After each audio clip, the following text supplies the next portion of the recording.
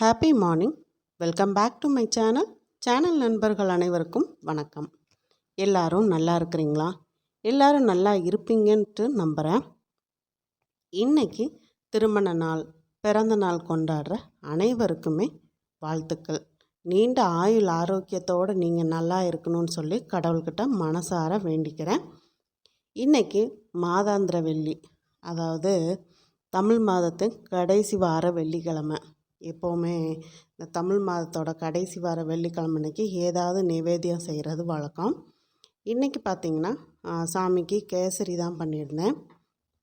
எப்போவுமே பார்த்திங்கன்னா சாமிக்கு நிவேத்தியம் பண்ணுறது பிள்ளைங்களோட ஆப்ஷனலாக தான் இருக்கும். அவங்க என்ன சொல்கிறாங்களோ அந்த ஸ்வீட் சாமிக்கு நைவேத்தியமாக பண்ணிவிடுவேன்.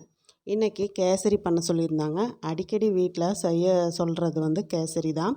நமக்கும் அது டக்குன்னு செய்ய ஈஸியாகவும் இருக்கும். அதே சமயத்தில் பிள்ளைங்களுக்கு ரொம்ப அந்த டேஸ்ட் ரொம்ப பிடிக்கும். நான் செய்கிற அந்த கேசரி கல்யாண வீட்டில் வாங்கி சாப்பிட்ற மாதிரியே சூப்பராக இருக்குதும்மா அப்படின்னு சொல்லுவாங்க.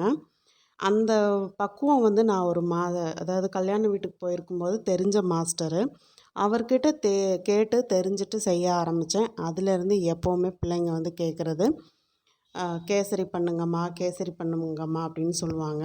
இன்றைக்கும் அதே மாதிரி இன்றைக்கி வெள்ளிக்கிழமை தானம்மா, அம்மா சாமிக்கு நிவேத்தியம் பண்ணும்போது கேசரி பண்ணுங்கம்மான்னு சொன்னாங்க. ஏன்னா சாமிக்கு நிவேத்தியம் பண்ணுறது நம்ம குழந்தைங்களுக்கு தான் கொடுக்க போகிறோம் ஃபஸ்ட்டு. அதனால் முதல்ல சரி அவங்க என்ன கேட்குறாங்களோ அது நான் சாமிக்கு எப்போவுமே நிவேத்தியம் பண்ணிடுறது. எனக்கு தெரிஞ்ச மாதிரி சிம்பிளாக நிவேத்தியம் பண்ணுவேன். சாம்பிராணி புகை போடுவேன். இப்படி தான் ரூல்ஸுங்கிற மாதிரியெல்லாம் நான் கற்றுக்கவும் இல்லை, எனக்கு தெரியவும் செய்யாது. சாமியை மனசார வேண்டிப்பேன். வேண்டிட்டு எப்படி பண்ண தோணுதோ அந்த மாதிரி சாம்பிராணி புகை போட்டு சூடம் காமிச்சு நிவேத்தியம் பண்ணிவிடுவேன். அந்த மாதிரி தான் இன்றைக்குமே எல்லோரும் நல்லா இருக்கணும், அதில் என் குடும்பமும் நல்லா இருக்கணும்னு சொல்லி சாமிக்கிட்ட மனசார வேண்டிக்கிட்டேன். தூபம் போடும்போது பார்த்திங்கன்னா எப்போவுமே நல்லா வீடு முழுக்க பரவுற மாதிரி நிறைய போட்டுருவேன். அதாவது கொஞ்சம் தூபத்துக்கு சாம்பிராணி மட்டும் இல்லை, அதில் கொஞ்சம் மூலிகை பொருட்களும் நான் வாங்கி மிக்ஸ் பண்ணி வச்சுருக்கிறதுனால எப்போவுமே வெள்ளிக்கிழமை சாதாரண வெள்ளிக்கிழமைக்கு தூபம் போடுவோம். மற்ற வெள்ளிக்கிழமைக்கு அதாவது மாதாந்திர வெள்ளிக்கு மட்டும் நிவேத்தியம் ஏதாவது செய்து வச்சு சாமி கும்பிட்றது வழக்கங்க. அந்த மாதிரி இன்றைக்கி ரொம்ப நல்லாவே சாமி கும்பிட்டாச்சு. நீங்களும் வெள்ளிக்கிழமைனா அதாவது இந்த தூபம் போடுற வழக்கம் இருக்குதா அப்படிங்கிறத கமெண்ட் பாக்ஸில் சொல்லுங்கள். உங்களோட பிறந்தநாள் திருமண நாளை நம்மளோட சேனலில் சொல்லணும்னு விருப்பப்பட்டீங்க அப்படின்னா கமெண்ட் பாக்ஸில் சொல்லுங்கள். உங்களோட பேர், ஊர், டேட்டு இதை நீங்கள் மென்ஷன் பண்ணிங்க அப்படின்னா அந்த தேதியில் நம்ம லாங் வீடியோ போடலன்னா கூட ஷார்ட்ஸில் உங்களோட பேர், ஊர், உங்களோட அந்த டேட்டு இதெல்லாமே சொல்லி வாழ்த்துக்கள் சொல்லிடலாம். விருப்பப்பட்டால் நீங்கள் அதை பண்ணுங்கள். இன்றைக்கி கேசரி பண்ணினது நான் வீடியோ எடுக்கலை. ஏற்கனவே கேசரி பண்ண வீடியோ நான் எடுத்து வச்சுருந்தேன். அதை தான் உங்களோட ஷேர் பண்ணிக்கிறேன். வாங்க இப்போ கேசரி பண்ணிடலாம். கடாய் ஒன்று அடுப்பில் வச்சுக்கோங்க. ஒரு 3 ஸ்பூன் அளவுக்கு நெய் விட்டுக்கோங்க. நெய்யில் முந்திரி திராட்சையை வறுத்தெடுத்துக்கலாம். முதல்ல அந்த நெய்யில் மீடியம் ஃப்ளேமில் வச்சு முதல்ல முந்திரியை வறுத்துடலாம். எப்போவுமே முந்திரியும் திராட்சையும் ஒன்றா போட்டு வறுக்கக்கூடாது.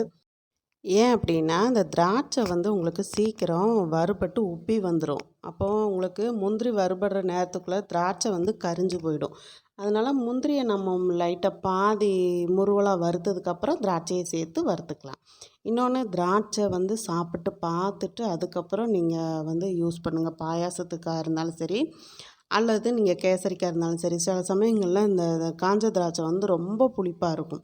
அது நம்மள செய்யக்கூடிய அந்த ஸ்வீட் தன்மையவே கெடுத்துடுங்க. ஸ்வீட்டோட டேஸ்ட்டையே கெடுத்துடும். அதனால் கொஞ்சம் சாப்பிட்டு பார்த்துட்டு அதுக்கப்புறம் நீங்கள் முந்திரி சேர்க்குறதா திராட்சை சேர்க்குறதா என்னங்கிறத யோசனை பண்ணிவிட்டு சேர்த்துக்கோங்க. இப்போ நான் 1 டம்ளர் ரவை எடுத்திருக்கேன். நான் 1 டம்ளர் ரவைன்னு சொல்கிறது 1/4 கிலோ அளவு ரவை. இதை அந்த நெய்யிலேயே நம்ம கொட்டி மீடியம் ஃப்ளேமில் வச்சு நல்லா வறுத்துக்கலாம். கருக விடாமல் வறுத்துக்கணும். ஒன்று போல் வறுத்திங்க அப்படின்னா தான் அந்த கேசரி நல்லா ஸ்மூத்தாக வரும். எடுத்து வாயில் வைக்கும்போது அப்படியே வலிக்கிட்டு தொண்டையில் போகிற மாதிரி நல்லா சூப்பராக இருக்குங்க கேசரி. இதே மாதிரி நீங்கள் ட்ரை பண்ணிங்கன்னா உங்களுக்கு அந்த டேஸ்ட் ரொம்ப பிடிச்சிக்கும். இப்போ 1 டம்ளர் ரவை எடுத்தேன். அதே டம்ளருக்கு நான் 2.5 டம்ளர் தண்ணி எடுத்துக்கிறேன். நல்லா சாஃப்டாக உங்களுக்கு வெந்து வரணும் அப்படின்னா 2 1/2 டம்ளர் தண்ணி எடுத்துக்கோங்க. ஒரு பிஞ்ச் அளவுக்கு உப்பு சேர்த்துக்கோங்க. 2 பிஞ்ச் அளவுக்கு கேசரி பவுடர் சேர்த்துக்கோங்க. அந்த கேசரி பவுடர் வந்து நீங்கள் என்ன கலர் வேணாலும் யூஸ் பண்ணிக்கலாம். உங்களுக்கு எல்லோ, ஆரஞ்சு, ரெட்டு எது வேணுமோ யூஸ் பண்ணிக்கோங்க. இப்போ தண்ணி நல்லா கொதிக்க விட்டுட்டு ஒரு 3/4 டம்ளர் அளவுக்கு சர்க்கரை சேர்த்துடலாம். அதாவது 1 டம்ளர் ரவைன்னா 1 1/4 டம்ளர் சர்க்கரை வந்து உங்களுக்கு மீடியமான இனிப்பு இருக்கும். இல்லை நாங்கள் நல்லா இனிப்பு சாப்பிடக்கூடியவங்க அப்படின்னா 1 1/2 டம்ளர் அளவுக்கு சர்க்கரை சேர்த்துக்கோங்க.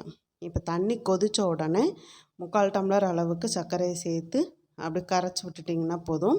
சர்க்கரையை சேர்த்து ரொம்ப நேரம் கொதிக்க விடக்கூடாது. சர்க்கரை கரையிற அளவுக்கு கரண்டி வச்சு நல்லா கலந்து விட்டுட்டு தீயை வந்து நல்லா லோ ஃப்ளேமில் பண்ணிவிட்டு தூவுனாப்பில் ரவையை நம்ம வறுத்து வச்ச ரவையை சேர்க்கணும். சேர்த்துட்டு கரண்டி விட்டு உடனே கலந்து விட ஆரம்பிச்சிடணும். இல்லைன்னா கட்டி கட்டியாகிடும் கேசரி. அப்புறம் அது ரொம்ப ஒரு மாதிரி கட்டி கட்டியாக நல்லாவே இருக்காது சாப்பிட்றக்கு.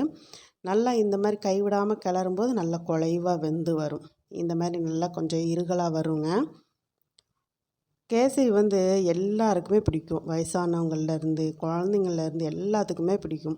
நம்ம அதை டேஸ்ட்டாக பண்ணி கொடுத்துட்டோம் அப்படின்னு சொன்னால் அவங்க அடிக்கடி கேட்பாங்க. நம்ம செஞ்சு கொடுக்கலாம். நமக்கும் அதுதானே ஆசை. குழந்தைங்க எவ்வளோ கேட்டாலும் செஞ்சு கொடுக்கணுன்னு தான் நமக்கு ஆசை. அது மாதிரி இந்த கேசரி இந்த பக்குவமாக செஞ்சு ட்ரை பண்ணி பாருங்கள். எல்லாத்துக்குமே பிடிக்கும்.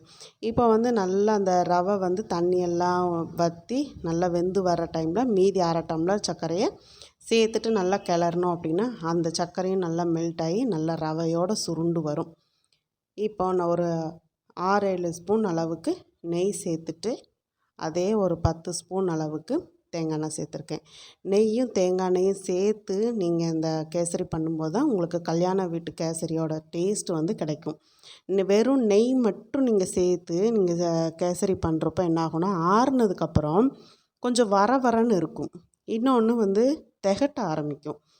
சில பேருக்கு வந்து அந்த நெய்யோட டேஸ்ட் வந்து பிடிக்காது. அப்படி இருக்கிறவங்களும் இந்த தேங்காய் எண்ணெய் சேர்த்து நீங்கள் பண்ணுறப்போ உங்களுக்கு திகட்டாது. அந்த நெய் வந்து மூஞ்சி கடிக்காது. ஆறுனதுக்கப்புறமும் இதே மாதிரி ஸ்மூத்தாக இருக்கும், சாஃப்டாக இருக்கும். நீங்கள் 4 நாள் கூட வச்சு சாப்பிட்லாம். அந்த சாஃப்ட்னஸ் போகவே செய்யாதுங்க. ரொம்ப சூப்பராக இருக்கும். நான் வந்து இது இப்போது 1/4 கிலோ ரவைக்கு 50 ml தேங்காய் எண்ணெய் விட்டுருக்கிறேன். 25 ml வந்து நெய் சேர்த்துருக்குறேன். இந்த கேசரியை ட்ரை பண்ணி பாருங்கள். மீண்டும் அடுத்த வீடியோவில் சந்திக்கிறேன். நன்றி, வணக்கம்.